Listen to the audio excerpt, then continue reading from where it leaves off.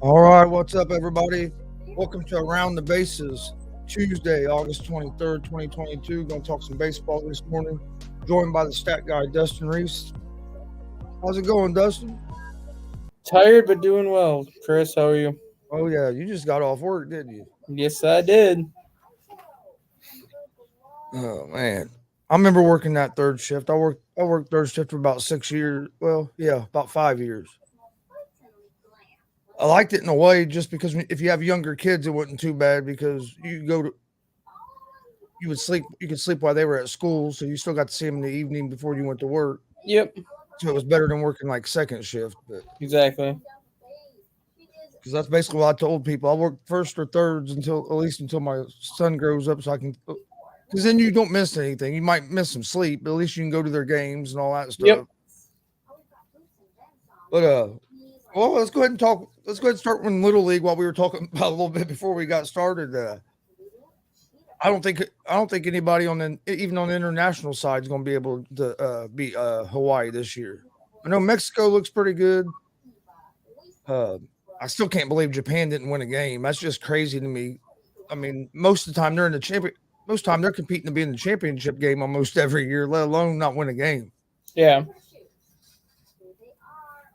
Yeah, right now Hawaii is obviously the team to beat, I think, on both sides. They beat Pearland, Texas last night 6-0. They've outscored their opponents 29-1 since the Little League World Series started, and yesterday was the first time they actually got through 5 innings. And they almost had a no-hitter. I think the no-hitter was broken up in the 6th inning or whatever it was, but Hawaii, I don't think there's a team on the American side of things that's going to be able to contend with Hawaii.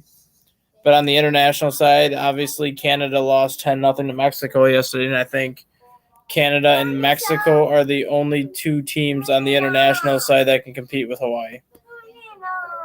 Yeah, I agree. I just Mexico. I just don't know if anybody's going to have the pitching to be able to hang with Hawaii, especially if you like Mexico's sitting all right because they haven't lost yet. But if you get or one of them teams that go through the loser bracket to get to that championship game, you could be hurting pitching wise by the time you get there.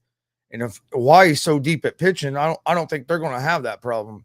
Especially the way they're beating people right now, they're not even having to really uh, use a pitch their pitchers a lot of innings.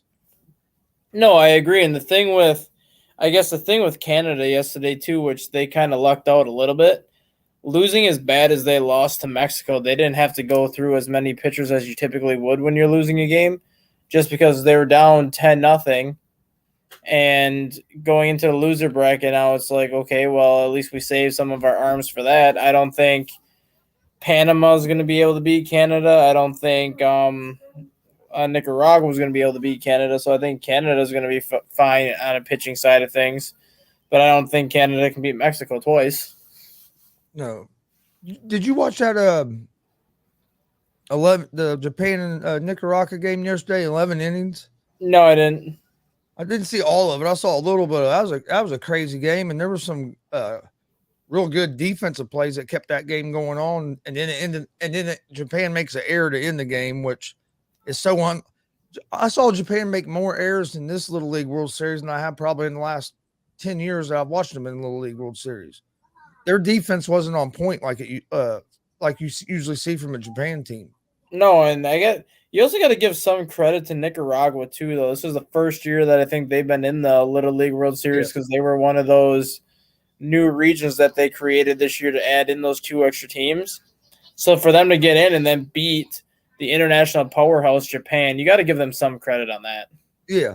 Oh yeah, you have to give them credit because, like I said, they made some. There were some great defensive plays made by both teams in that game, but Japan's defense just wasn't as sharp this year as you usually see out of a Japan team.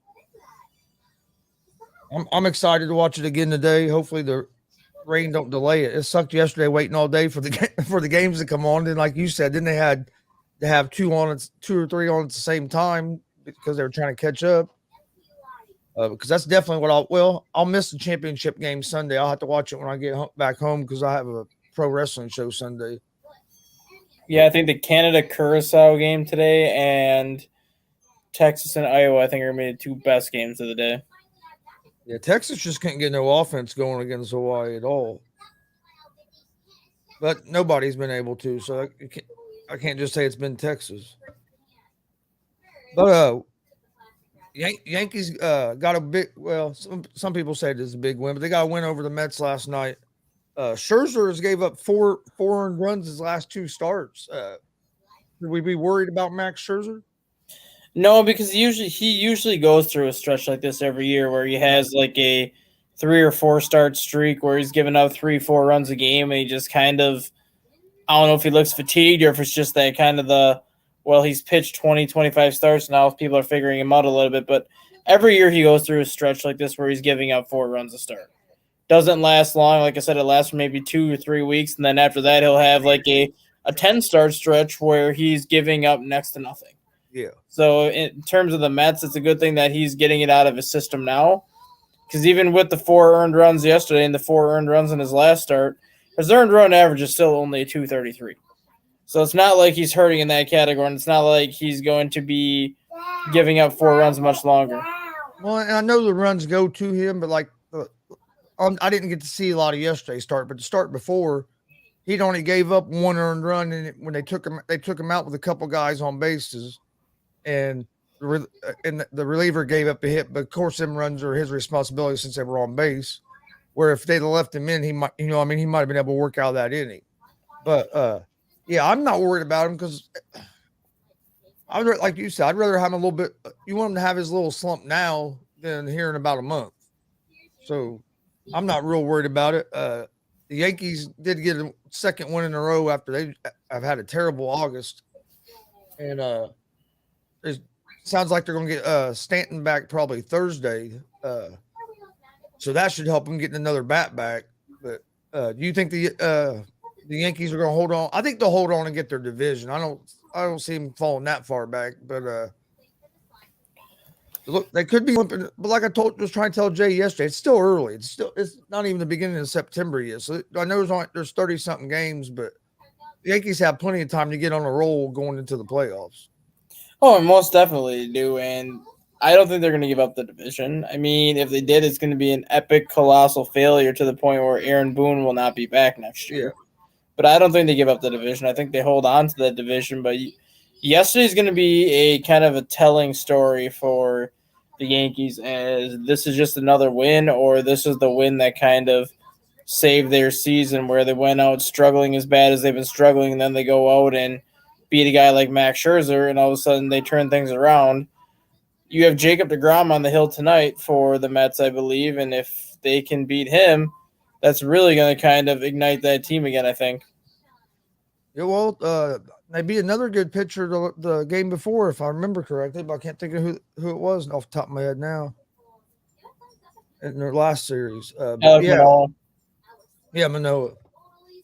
Well, they didn't beat him. They beat Simber in relief because Manoah left with the game tied at 2, and then Simber gave up the 2 runs in the 7th inning. So they didn't beat Manoah, but they still did well against Manoah, who went 6 innings and only allowed the 2 earned runs. But yeah, they start beating a lot of these good pitchers like they have seen the last couple of games. That's going to go a long way to getting that Yankee swagger and Yankee confidence back that they had at the beginning of the year. Yeah, and that's what Aaron Boone said. I saw a little bit of his press conference on highlights, and they asked him if this was a big win. He said no. It was. I don't know if I'd call it a big win. He said, but it can't. It's a good win, and hopefully a win like this it helps get us back on track and get basically give them a jump, get back on track like they were. He said, but I don't know if you call it a big win, but I think it could, like you said, it could end up being a really big win, especially if it's what makes them gets the Yankees back on track like they had been playing up to the month of August. Yeah, and the other thing is too, it's a big win for the Yankees, but it could also be kind of that big win for the Braves too, because the Braves are chasing the Mets down, and the Braves are getting very close. So with every win that every loss that the Mets have, that's one game that the Braves can make up, and the Mets could be a 100-win team this year and are very close to 100 wins, and yet they may not even win their division. Which is crazy. But the Braves are on fire. Do you think that the Braves might look to move Ozuna with his numbers being down this year, and then the DUI. I think I think they'll look into it next offseason, but I think it's more of a matter of what they can get for him. Because with the designated hitter being a thing in the National League, having Marcell Ozuna as your DH is not a bad thing. No. Especially when you have Ronald Acuna, you sign that Michael Harris or whatever his name is in the outfield, and then they can go and get another outfielder. I mean, Austin Riley's played some outfield when he doesn't play third base. So, I mean, they have options that they can put in the outfield where they don't need Ozuna. But Ozuna does have a very valuable bat, and he has played at a very high level since getting to Atlanta. So I think they entertain the idea just to see what they can get for him. But I do think he hangs around for at least another year, and it's just going to be that primary DH. DeGrom's Frankie says no DeGrom, no problem. Something happened to DeGrom? Unless DeGrom got scratched for today. He was supposed to pitch today. Yeah, that's what I thought.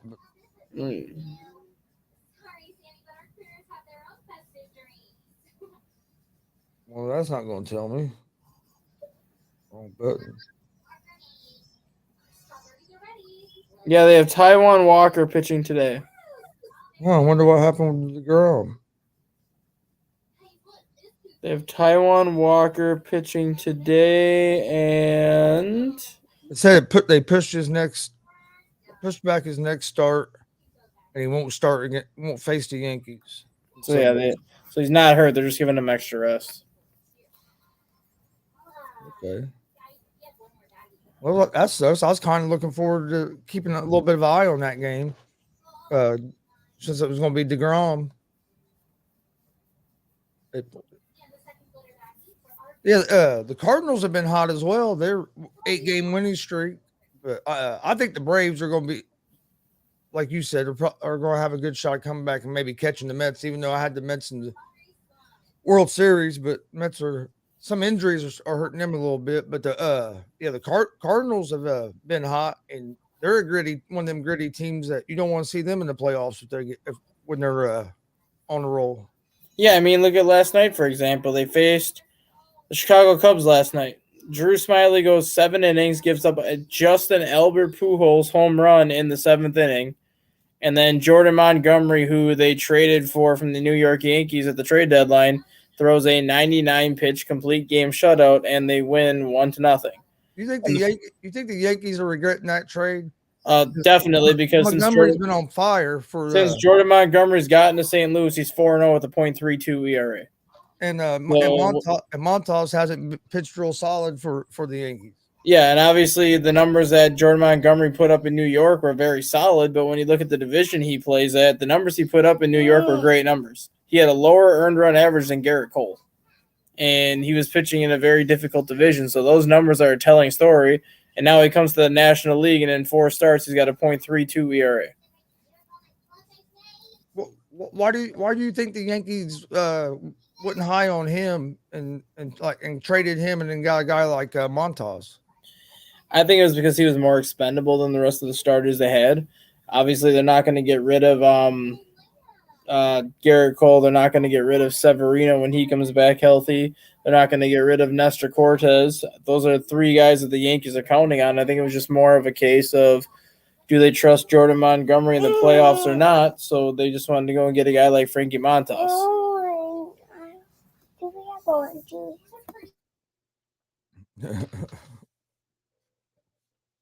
Yeah, I can see that. What did Frankie say here? They want to rest him because they have a day off tomorrow, and he's pitching against Colorado. Sometimes it can be a good thing to give a guy a little bit of a rest, especially. Well, Bryce Harper's scheduled to begin rehab assignment today. Mm-hmm. How much do you think that hurt the Phillies' chances of this season with him going down? I don't think it really hurt their chances at all because they've actually been playing much better since they fired Joe Girardi. Yeah. If anything, you could say that Joe Girardi is the one that's been holding him back. I actually was like, man, I can't believe they fired Girardi. But you're right; they've looked like a totally different team since then. And you have to wonder if Joe Girardi was not the manager, where would the Phillies be at this point? Would they be where the Mets and the Braves are, or would they be where they are right now? Just because even without Bryce Harper, this Phillies team has been 17 or 18 games above 500 after firing Joe Girardi. Yeah. That's what I was getting ready to say. They fired their manager, and then they lose Harper, and they've still played winning baseball. So I know they beat up on my Reds last night, but a lot of teams do that these days. Yeah, the Phillies still have Kyle Schwarber and Nicholas Castellanos with Rhys Hoskins. So, I mean, missing Harper, yeah, that hurts. They still have 3 other 30-homer guys plus JT Realmuto in there, so it's not like they're hurting for offensive power. No. Oh, that Vogelbach has been a good addition for the Braves. That dude pounds the ball. For the Mets, you mean? Yeah, for the Mets. Yeah, and the good thing with him is you also have Pete Alonso. Yeah. Both guys are first basemen, so when one guy plays first, the other guy DHs, and the other switches off.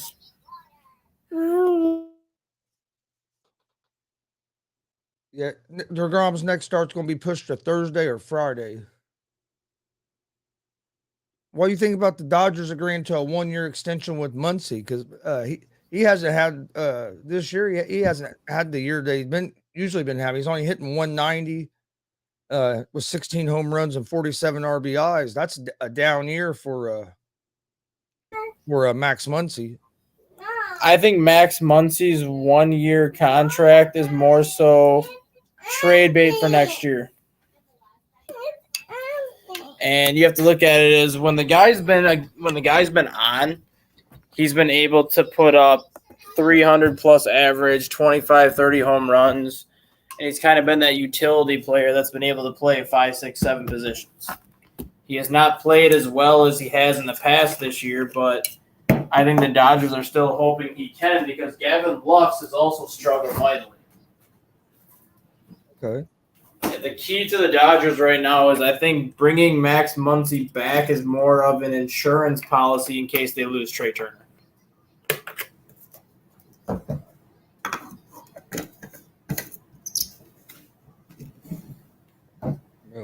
Rankings. Yeah, you're probably right. And if you sign him to the 1-year extension like that, and then he gets off to and has a better season next year, then you always have the if you want to bring him back, you always have the option to. Not only do you have the option to, but if you let's just say he has a much better start than he has this year, which I'm fully confident he will, because you look at his first 3.5 years in Los Angeles, he never really had an extended period of time where he struggled like he has now. If he gets off to a good start next year, they can easily flip him at the deadline for quite a bit more pieces and make that team even deeper and better, because we've already seen how deep the Dodgers farm system is. Yeah. And with Muncy, do you think with him it's more of just a mental thing that he's in a slump, or do you think it's in his swing mechanics, kind of like maybe like a Bellinger who's been struggling all season? It's hard to gauge that. It's hard to gauge what is wrong with Muncy more so than Bellinger, mainly because when Muncy was in the Oakland Athletics system, he was not a great hitter. He would hit 250, maybe 260, but he was not a great hitter, and the Dodgers took a chance on him and turned him into a great hitter. So you have to start wondering if he's falling into some of those bad habits that he had when he was with Oakland, just because he did get off to such a slow start that maybe he was pressing a little bit too much and got into some of those bad habits again. But I don't know. I mean, his mechanics don't look any different than what they have. I mean, the mental side of things, that could be part of it, but I think it's just that he's gotten into a lot of the bad habits that he had in Oakland just because he got off to such a slow start. What do you think about the Seattle Mariners? Do you think that they could be a team that could be scary in the playoffs? If they get in the playoffs, but which is looking like they're at least might get in the playoffs for the first time, and I think it's like 20 years. Yeah, 2001 was the last time they got in. They are a very scary team, mainly because they have Rodriguez, who everybody found out firsthand the type of player Rodriguez was at the Home Run Derby. Then they also have Eugenio Suarez on that team, who leads Major League Baseball with 151 home runs since 2018. So they have two legitimate power hitters on that team. They have much better pitching on that team than anybody gives them credit for. And they're just kind of one of those teams that I think at this point is kind of playing with that chip on their shoulder. They have a guy like Robbie Ray who's going to be the ace no matter if they get to a one-game playoff or the wild card or whatever. But outside of that, you have Robbie Ray and Luis Castillo as your top two. And then outside of that, there's really not another big-name starting pitcher in that rotation. There's not really those big-name bullpen guys, so they're doing it with just a bunch of players that are playing well together. You look at the catcher, you have Kurt Casale, not a big-time catcher. Another former Cincinnati Red. You look at the infield, J.P. Crawford, Adam Frazier, Ty France, Carlos Santana, and Suarez.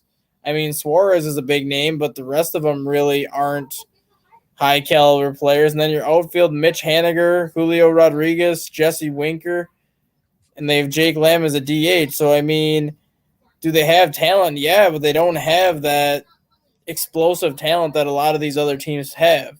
And that's why I think this is one of those teams that the two teams that everyone worries about comes playoff time is the team that gets hot at the right time, which the Cardinals are doing right now, and those teams that really have nothing to play for and are kind of just one of those teams that has a chip on their shoulder, which is what Seattle has. Seattle's come close to making the playoffs the last couple of years and have typically faded this time of year. So for them to still be in the running right now, that's got to scare a lot of teams because they have that chip on their shoulder. Yeah, and back to Suarez for a minute. He's swinging the bat this year better than he has over the last couple of years. And that's scary to think about, too, because Seattle's a pitcher's park. It's not a hitter's park like Cincinnati. It's not a hitter's park like a lot of these other parks that he's played in before. This is a pitcher's park, and he's making it look like a hitter's park. Because a couple of years ago, he had like 56 home runs for the Reds or something like that. But then the next two seasons, he struggled hitting the ball.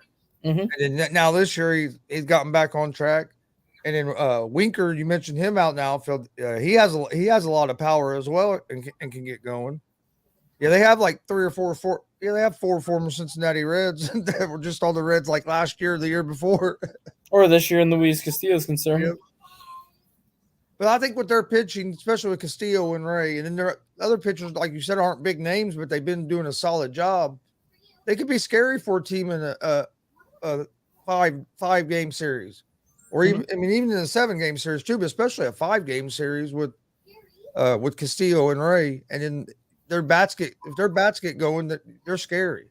That was the one thing that's kind of held them from making the playoffs the last couple of years was their pitching was decent, but they couldn't hit the ball. Yeah. They struggled to score runs this year, or vice versa, where they could actually hit the ball and their pitching was awful. Yep. Cubs have been playing pretty good with some of the young players they've been playing.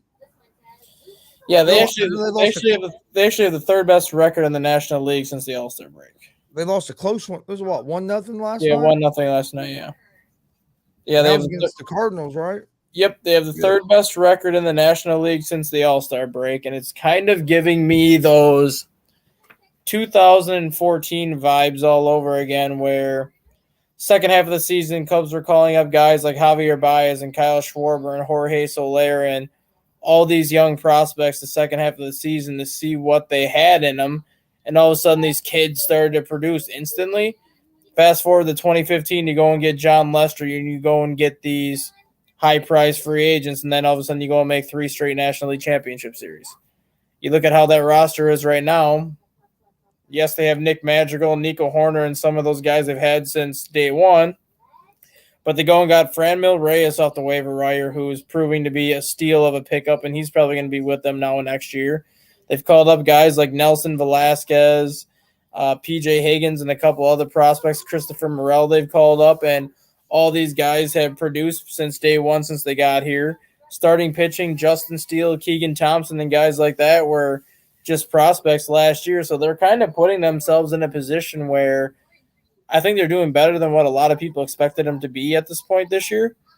And the more confidence they have to finish out the season, the better offseason they're going to have, especially if they can go and get a guy like Trey Turner and then maybe get a guy like Carlos Rodon or an ace type of starter, you could get back to the NLCS a lot quicker than what people originally thought, especially if they kind of do what they did back in 2014, 2015, where they saw what they had in a lot of these young kids and it made them want to spend money right away to contend sooner. Yeah, because if you look at their last 10 games going into yesterday, they've been hitting 239 as a team and have a 3.33 team ERA, which that right there's the big thing. Their pitching's been pretty decent over the last 10 or 11 games. Yeah, and I think they're 19-12 or 19-13 since the All-Star break. And like the Reds looked like they were kind of going to do that. They were playing good up. They were playing 500 baseball other than the first month of the damn year, but then they've got rid of some of these guys, but some of our young pitchers have stepped up and look like they're going to be pretty good. But I don't know why they still throw this Sessa out there. That Sessa just hasn't been good, very good for us since he's came over to the Reds from the Yankees. Yeah. And they started him yesterday, which was weird because they usually don't start him. That's the game. And but yeah, the Reds. I mean, they're where are they over? They have a 5.11 team ERA over the last 10 games. I mean, the Reds have never been known for pitching except when they had the big three of Castillo, Bauer, and Gray. So we gotta get something's having to change. I don't know. It gets hard to watch every day when you don't feel like they're putting a team out there that can compete. And I know they got all these prospects, and hopefully they pan out, but it just seems like we're hearing this every 2 or 3 years about all the prospects we have. And we bring them up, and they start playing good, and then we get rid of them. And it's like it don't do you no good to have all these prospects as soon as you develop them that you're going to get move on from them. Yeah. Right now, I think we have 10 shortstops. Yeah, you have 10. I think the Cubs have like 7 or 8 shortstops too, and you get to the point where if you follow baseball well enough, you know that typically shortstops are the most athletic players on the team, so a lot of them can move to third base or left field or center field or vice versa. But you also know that when it comes down to it, a lot of those shortstops are also going to be your trade bait because they are the ones that are going to bring back the biggest package just because of their versatility, their athleticism, and just the upside itself where they can be a true star. Got Canada versus Curacao tonight in the Little League. That might be a decent game. It's an elimination game. Yeah. I'm ready to watch the Indiana team again today. Hopefully they can pull out a win today. I thought they were going to win. They had a great chance of winning that game yesterday, and they've been setting pretty good. Now, if you do make it very far, it really buries your pitching once you get in that the loser bracket side. Because they'd have been one game from the United States Championship game if they won yesterday. Now they have to win 3 more to get there. Yep. And it's just hard, especially for Little League, to have enough quality pitchers on a team. You don't see a lot of teams that have that kind of pitching depth.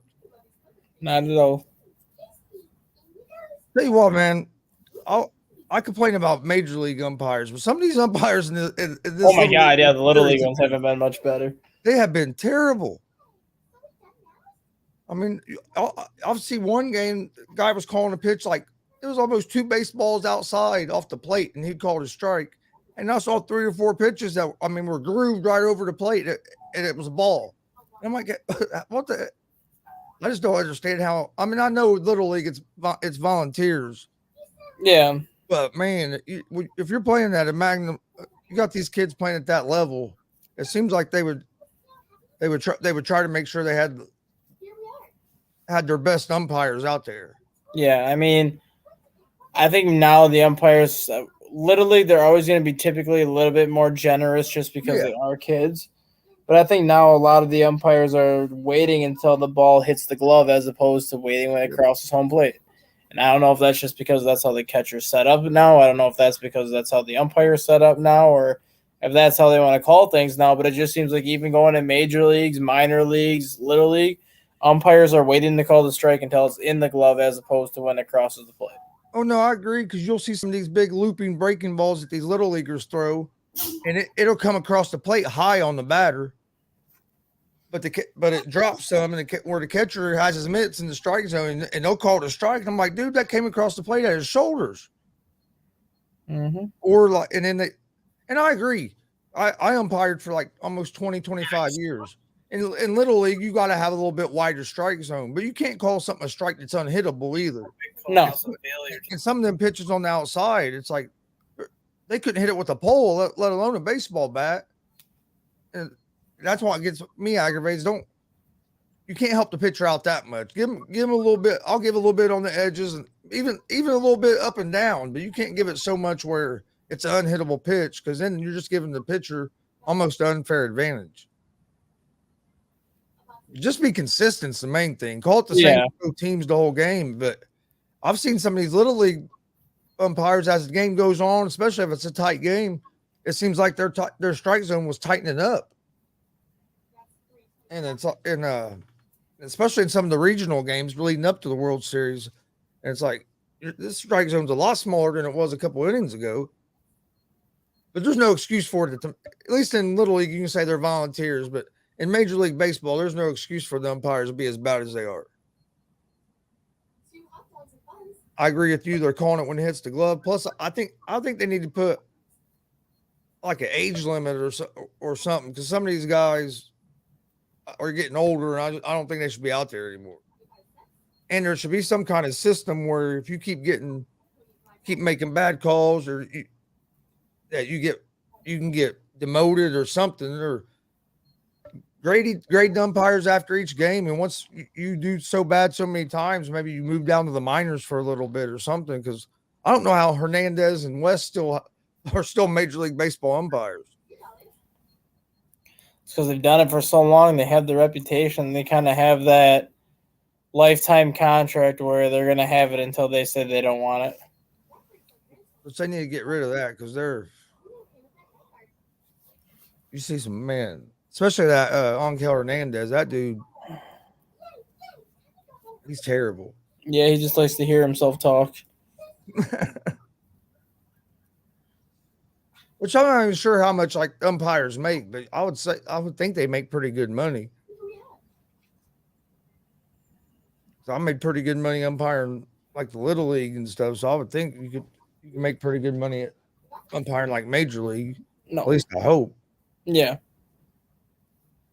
Which I think that'd be an awesome job, especially just getting to travel around from all the different stadiums and stuff. It would be a fun job, but at the same time, it wouldn't be just because you can never win. No. You're always going to have somebody mad at you for whatever call you make, whether it's the right call, the wrong call, whatever. But it's just one of those jobs where you're just never going to win because somebody's always going to be unhappy.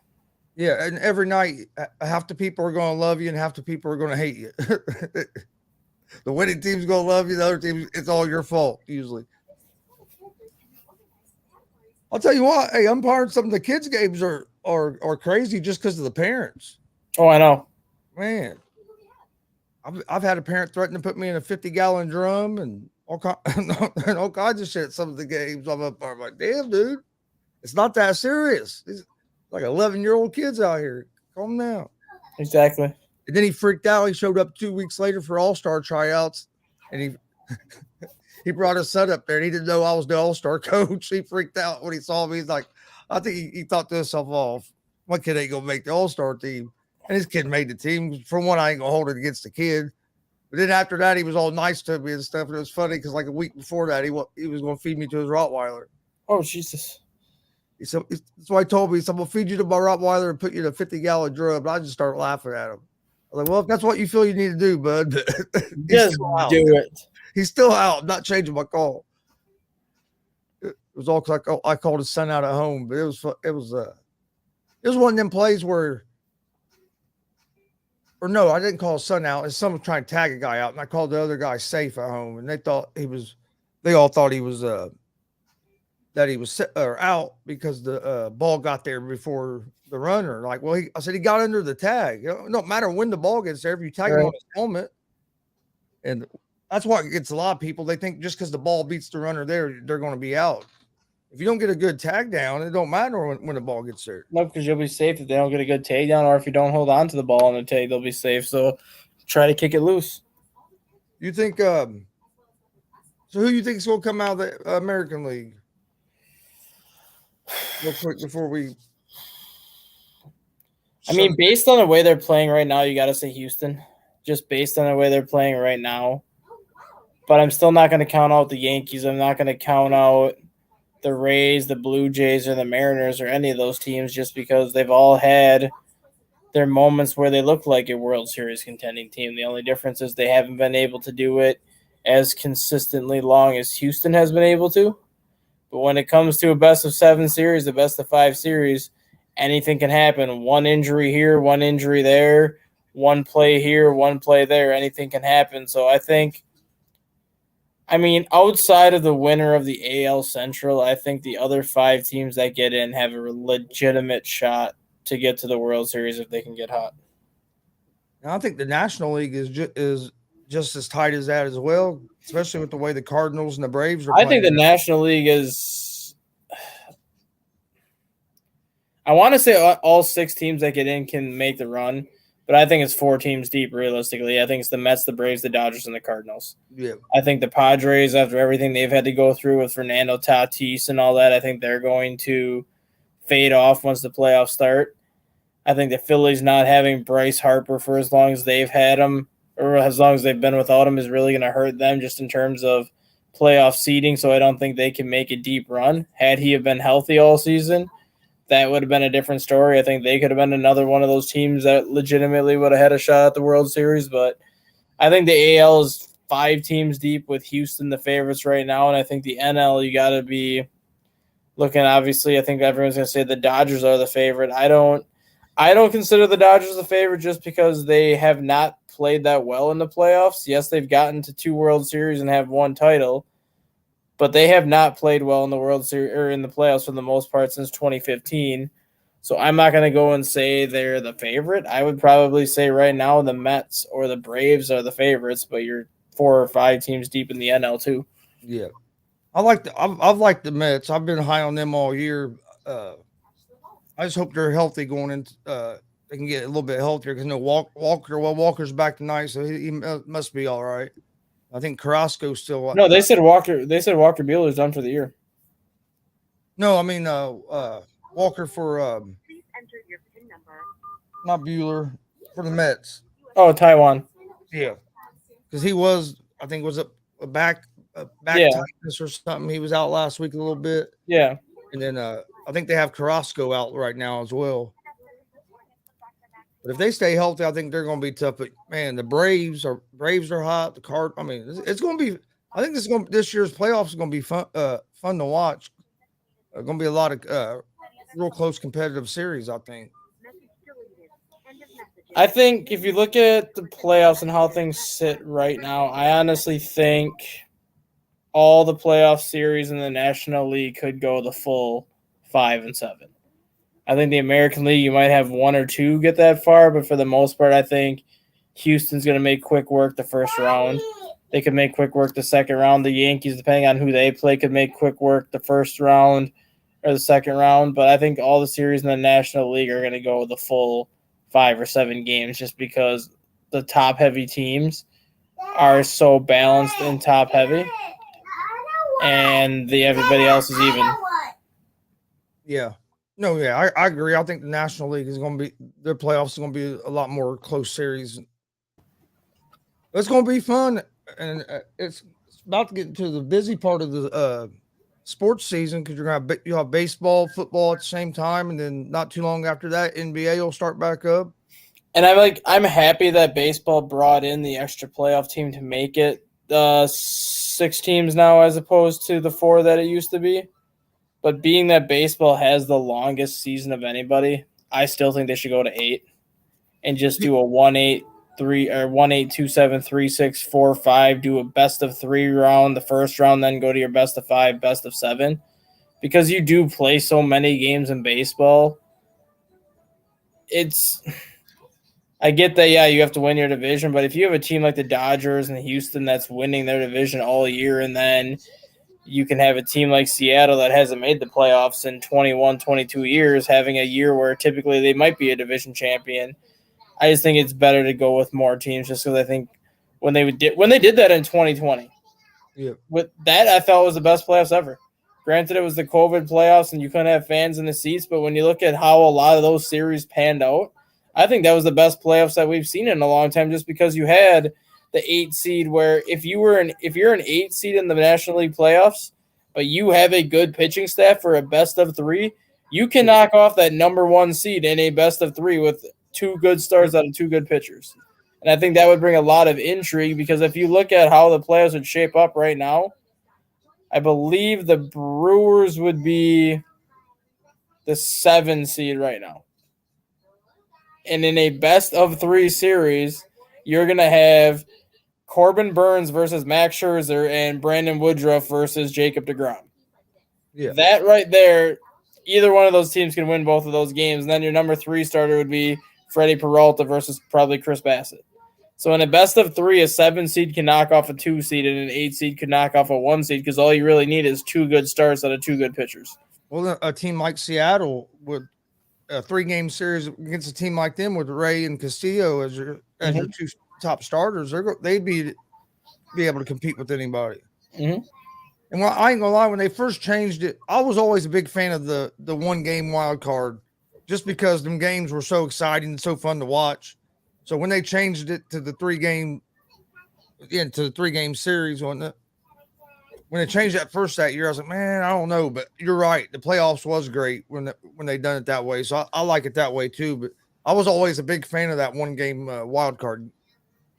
I wasn't a fan of it just because all it takes is for a pitcher to have 1 bad game. And all of a sudden it makes that team's season be like a complete waste at that point. Just because you look at 2015 when the Cardinals won 101 games, won the NL Central. The Pirates won 98 games and got the top wild card, and the Cubs won 97 games and got the number 2 wild card. You have Garrett Cole versus the freak of nature that year, Jake Arrieta, that seemed like he didn't even give up a run the second half of the season. And Garrett Cole goes and has his worst start of the year at the worst time, and all of a sudden the best season that the Pirates have had since the 70s goes to complete waste just because you went up against a guy who decided not to give up a run for 3 months. Yeah.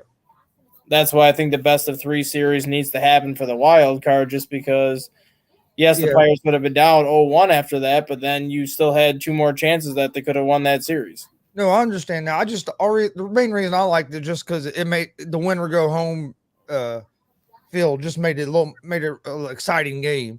But no, I agree that it's better to have the 3 games because of that, because you could have somebody play a bad game that day. And was many games you played during the season to try to win your division and stuff.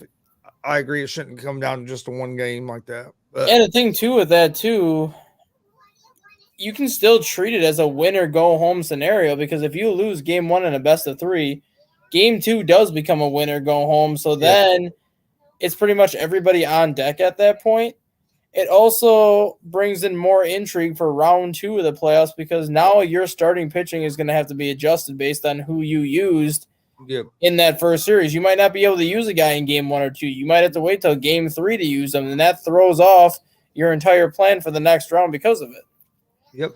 No, that's a good point because you can see that happen a lot in playoffs where rotations get messed up a little bit, and you have to fill in guys or try to pitch a guy on a short rest. And because let's just obviously, like, if we'll use the Mets again here, where if the Mets are going to go DeGrom and Scherzer game 1 and 2, and all of a sudden you go Chris Bassett in game 3 of the wild card and they win.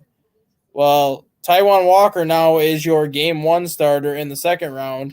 He's going to be your game 5 starter in the second round. You're not going to have Max Scherzer and Jacob deGrom where you can use one of them 3 times anymore. Now you can only use each of them twice, and that might be it because if you don't get one of them that third time, that could be it for you. Yeah, no, it's going to be interesting to see what happens this last month of the season. And we got football coming up, I think, in 15, 16 days, something like that, before the regular season. I think, is it 15 or is it? Yeah, something like that. Because, the first day is on the Thursday again. So, yeah. And NBA starts not too long after that. I think, what is it, October? Toward the end of October when NBA start? NBA preseason starts that first week in October, and I think the regular season is like the 14th or the 17th. Okay, so yeah, so then be back to basically a full slate of sports again. Uh, I'm ready for football season, man. I can't wait. I think it's going to be interesting to see some of these what happens with some of these teams. Well, do you got any final thoughts before we get out of here? No, just plan to watch some of the Little League World Series today, and I'm actually now getting to the point where I've actually started to focus on the minor leagues more than the major leagues because the minor league playoffs are going to be starting in I think 2 weeks or 3 weeks. Oh yeah, I forgot this And part earlier. and with the rookie leagues ending today, I think is the last day for rookie league season in the minors. You're going to start to have a lot of inter-system promotions where you're going to have double A players go to triple A, single A go to double A, triple A to the majors. Rookie league players are going to go to like single A or high A just to help out some of these teams. And with me being a Cubs fan right now, they have 3 teams that 3 other 4 minor league teams can potentially make the playoffs right now. They have 1 team that already clinched, and then they have 2 teams that have a 5-game lead in their division right now with like 2 games left.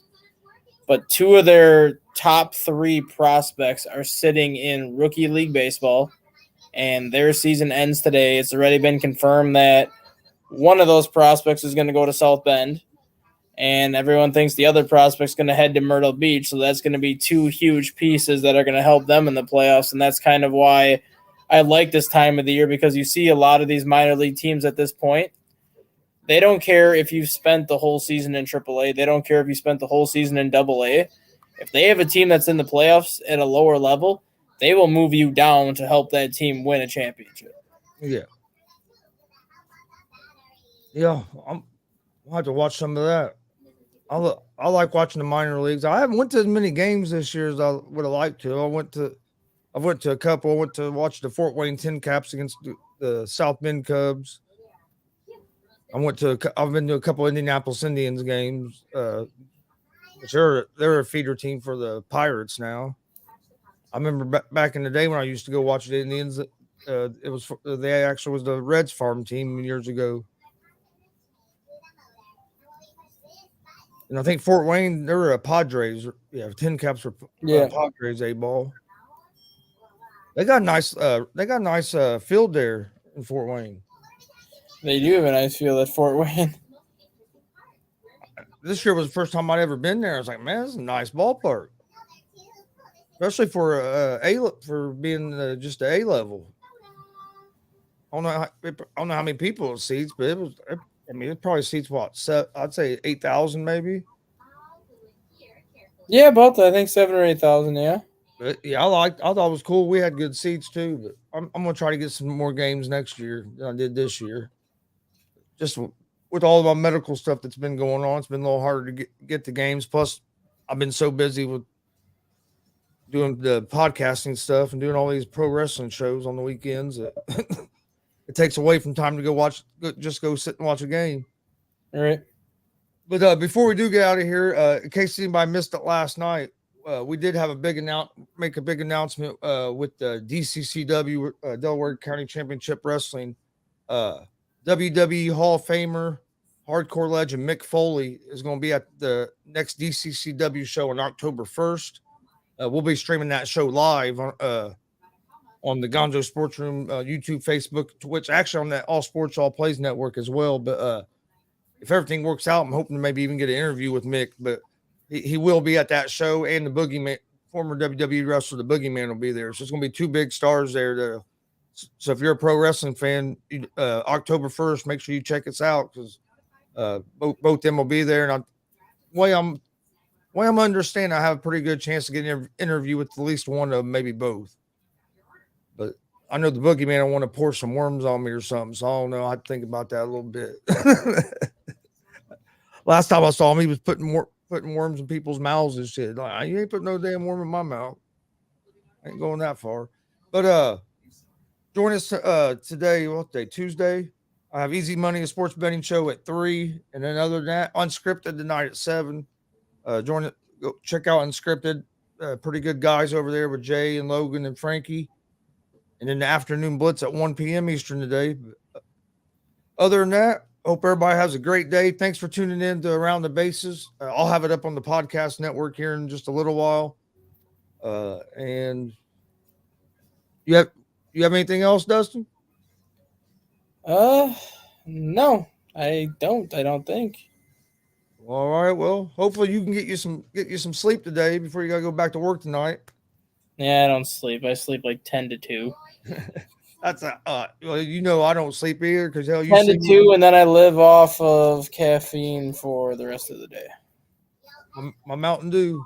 Nope, I live off of Panera supercharged lemonades and Kickstarts.